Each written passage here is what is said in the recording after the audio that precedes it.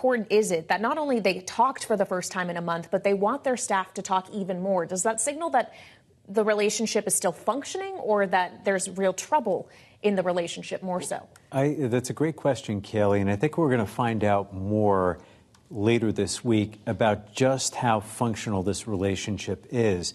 The key thing that Chuck Schumer said last week may not have only been the call for elections, but he said that Israel had lost its way under Netanyahu. And that may have been the signal to Netanyahu's government that, wait a minute, maybe we are not connecting anymore with Washington in the way that we want. To be clear, the U.S. concurs still with Israel's desire to target Hamas, which has been labeled a terrorist group by the United States and by the European Union. But it is growing increasingly concerned about whether Israel, and specifically Netanyahu's government, has a plan. What is their exit strategy? And specifically, this full-scale invasion of Rafah that has been talked about, the humanitarian cost there could be incredibly high.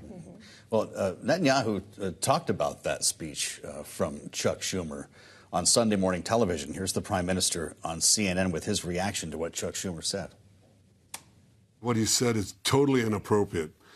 It's inappropriate for to go to a sister democracy and try to replace the elected leadership there. That's something that the Israeli public does on its own, and we're not a banana republic. This is a wake-up call to Senator Schumer. The majority of Israelis support the policies of my government. If Senator Schumer opposes these policies, he's not opposing me. He's opposing the people of Israel.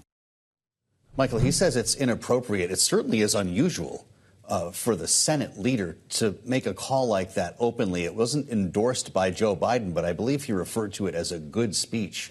How rare is this? It's extremely rare. And also you have to consider that Chuck Schumer has been a longstanding ally of Israel. He is the highest-ranking Jewish elected official in the United States. And he gave this speech from the Senate floor. He didn't just put a statement out on X or send a statement on paper from his office. It was a real moment, and he was trying to send a signal. And part of the signal he is sending is one that's coming from the Democratic base, which has grown increasingly concerned over the humanitarian toll that we've just talked about. There are more than 1 million displaced people now in Rafah. The UN today is warning of the possibility of famine across Gaza. So Chuck Schumer is seeing this and hearing from many progressive Democrats that something has to stop. Well, and I'm sure the same goes for President Biden as he considers his own re-election effort in 2024. And of course, there also is the consideration, Nancy, of the man that he is going to be up against, who has secured the number of delegates needed to be the Republican nominee. And that is Donald Trump. Of course, there was a lot of buzz over the weekend about remarks he made in Ohio, talking about a bloodbath if he were not to win re-election, talking specifically, though, about that being true in the auto industry, and touting this idea of 100% tariffs on all cars coming from China. A lot of people got caught up on the word selection that he was using, but there was also substance in terms of the outlining of trade policies he may pursue in a second administration. There certainly was, and I think a lot of people who watched the Ohio rally really took the bloodbath to mean that there could be potential political violence if he didn't win. His campaign really has had to spend the last 2 days cleaning up that remark and trying to clarify it and say that he was talking about, sort of the hollowing of the auto industry.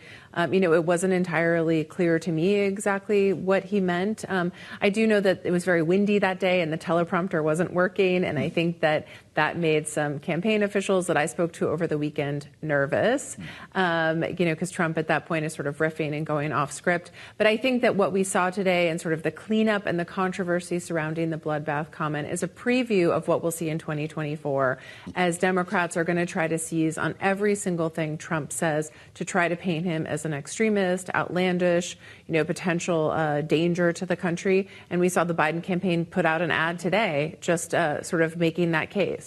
We heard from Donald Trump today, his legal team, that he will likely not have the money to post bond in this New York civil trial that he's dealing with, the fraud trial. Significant for someone who has promoted themselves as a billionaire, but we know this is a campaign that is bleeding cash. How bad is the situation for him as he looks at what could be the longest or will be, general election campaign in modern history? That's a great question. So we're going to see what the Trump campaign, how much money they've actually raised when the Federal Election Commission, the deadline to get those numbers is midnight Wednesday. So we'll have a real sense of how much money they've raised. I will tell you, covering the Trump campaign, that they have been on the hunt for money for the past few weeks, ever since he clinched the nomination, or, they thought he was coming close to it. He's been hosting dinners at Mar-a-Lago for people. His fundraiser and himself have been making tons and tons of calls, reaching out to donors across the country. I've talked to a lot of Wall Street people who have gotten calls.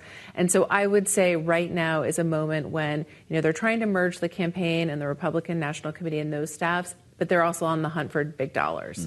Absolutely. And of course, we know that former President Trump has had a lot to say, specifically when it comes to congressional and executive branch efforts to deal with the border. And once again, Mike, we seem to find ourselves in a situation in which the border is the issue, specifically when it comes to funding the government beyond Midnight Friday, or at least 75% of it, because there's 6 bills that are necessary, and one, the Department of Homeland Security bill, seems to be what we're all hung up on. Well, and it's holding up everything else as usual, and the distance between the two parties over the border remains great. And at hand is Democrats concerned that what Republicans are demanding is too extreme. Republicans, on the other hand, are seeing in this border security, the funding for border security in this legislation at hand could encourage more migrants to come by offering more detention facilities and services, including migrant care.